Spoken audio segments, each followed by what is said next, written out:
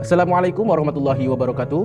Yang terhormat Ibu Putri Utami Ramadan MPD selaku dosen pengampu pendidikan kewarganegaraan. Perkenalkan, nama saya Abdurrahman dengan NIM 221-30063, Program Studi Pendidikan Keagamaan Islam, Fakultas Keguruan dan Ilmu Pendidikan, Universitas Nahdlatul Ulama Indonesia.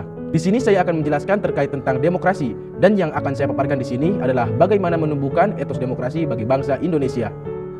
Nah, sebelum membahas terkait pengembangan etos demokrasi, sebenarnya apa sih demokrasi itu?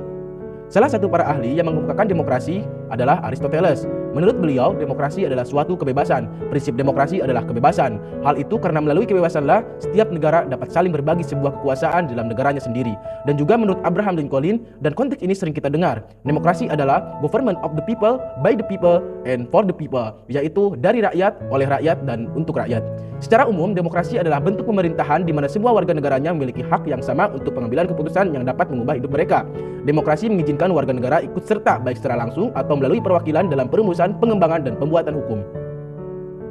Selanjutnya, saya akan membahas tentang apa sih itu etos dan seperti apa etos demokrasi itu. Mari kita simak penjelasan berikut. Etos berarti pandangan hidup yang khas dari suatu golongan sosial. Etos berasal dari bahasa Yunani yang memberikan arti sikap, kepribadian, watak, karakter, serta keyakinan atas sesuatu. Sikap ini tidak saja dimiliki oleh individu, tetapi juga oleh kelompok bahkan masyarakat. Menurut Alexis, dalam Seiful and Komala 2008-98 mengatakan bahwa etos demokrasi adalah suatu yang dipelajari dan bukan diwariskan. Artinya, demokrasi tidak hanya dipahami dalam tatanan kognitif saja, melainkan harus dipraktikkan dalam amal perbuatan masyarakat. Nilai-nilai demokrasi jika tumbuh dan berkembang dalam perilaku keseharian warga negara, maka akan mendorong perkembangan demokrasi yang mapan. Sebaliknya, jika nilai-nilai tersebut tidak dikembangkan, maka demokrasi berada dalam keadaan yang rentan. Selanjutnya yaitu bagaimana cara menumbuhkan etos demokrasi di berbagai lingkungan. Sesuai dengan unsur-unsur budaya demokrasi, maka perilaku budaya demokrasi yang dimiliki warga Indonesia dilandasi dengan beberapa prinsip demokrasi, di mana demokrasi dalam hal ini tak hanya berbentuk sebuah pemerintahan dalam negara, namun juga dijadikan sebagai sebuah pedoman khusus dalam pengaturan kehidupan sehari-hari warga dan negara Indonesia. Dari dasar dan pedoman tersebut, maka terciptalah masyarakat yang demokratis, di mana negara Indonesia memiliki pengemban tugas untuk menciptakan dan menegakkan prinsip dari demokrasi tersebut. Selain dari budaya demokrasi dan contoh demokrasi langsung dan tak langsung, negara Indonesia beserta masyarakat juga harus memiliki beragam hal positif seperti semangat dalam gotong royong, musyawarah, dan kebersamaan untuk melakukan mufakat. Hal-hal ini juga bisa diterapkan dalam lingkungan sosial, dimulai dari lingkungan terkecil yaitu lingkungan keluarga, masyarakat, sekolah, dan menuju lingkungan negara dan bangsa. Berikut cara menumbuhkan budaya demokrasi di berbagai kalangan, yaitu yang pertama demokrasi di lingkungan keluarga, yang kedua demokrasi di lingkungan sekolah, dan yang ketiga demokrasi di lingkungan masyarakat. Nah, seperti apa sih warga Indonesia dalam mengamalkan demokrasi?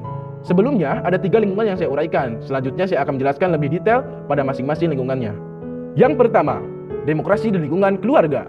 Adanya perilaku demokrasi yang bisa dicerminkan di dalam budaya musyawarah untuk memberikan sebuah pencerahan dari beragam masalah sangat diperlukan dalam kehidupan sebuah keluarga, di mana nantinya sang kepala keluarga akan bisa menampung beragam aspirasi yang muncul daripada anggota keluarga.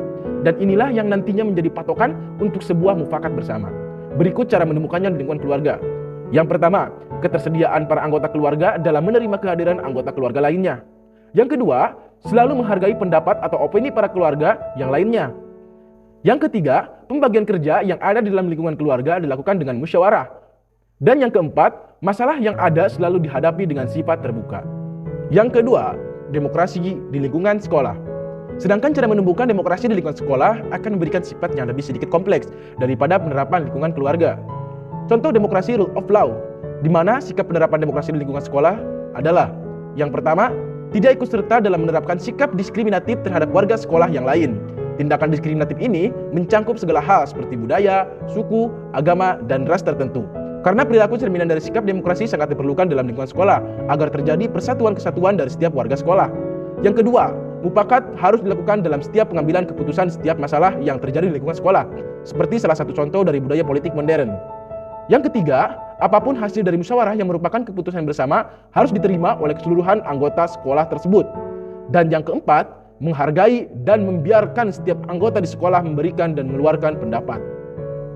Yang ketiga, demokrasi di lingkungan masyarakat.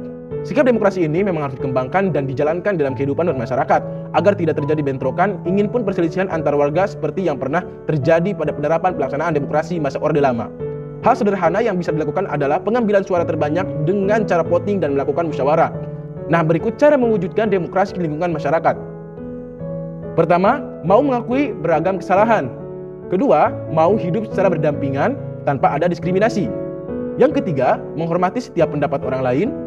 4. Mengutamakan kompromi dalam penyelesaian masalah. 5. Mau mengalah dengan warga lainnya. Dan yang keenam, demokrasi di lingkungan berbangsa dan negara. Sedangkan penerapan di skala bangsa dan negara adalah sebagai berikut. Yang pertama, bertindak sesuai dengan aturan yang berlaku. Selanjutnya, bertindak demokrasi bukan tirani ingin pun otokraksi. Tidak melakukan anarkis, memiliki para pemimpin dengan jalan demokrasi, menggunakan metode musyawarah dalam menyelesaikan beragam masalah, penuh tanggung jawab dan mengutamakan kebebasan, dan yang terakhir, memberikan kritik yang membangun. Nah, mungkin itu yang bisa saya sampaikan. Kurang lebihnya mohon maaf. Wallahul muwaffiq ila aqwamit thoriq. Wassalamualaikum warahmatullahi wabarakatuh.